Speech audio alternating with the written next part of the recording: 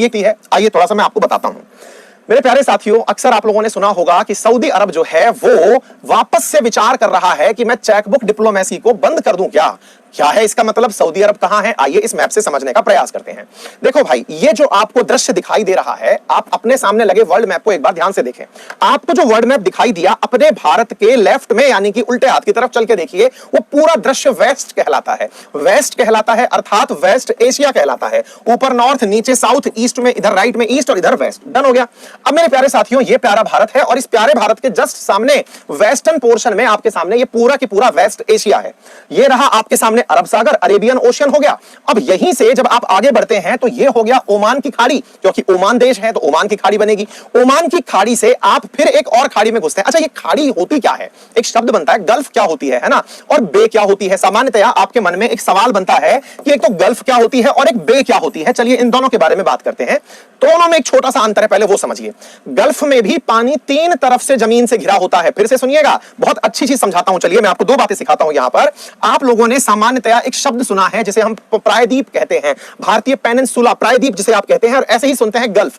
मेरे प्यारे साथियों, एक शब्द है गल्फ और एक शब्द है बे। दोनों में अंतर क्या है पहले मैं वो बता दूं। गल्फ का मतलब होता है कि जो पानी है ना, वो पानी तीन तरफ से जमीन से घिरा है। किससे घिरा हुआ है? जमीन से घिरा हुआ है।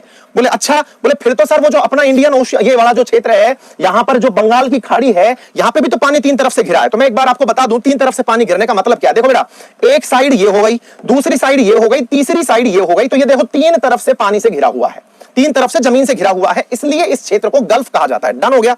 अच्छा, और कौन सी सर? आपने तो अभी हाल में ये बोला। मैंने कहा भाई सुनो, एक बात ध्यान से समझ लेना।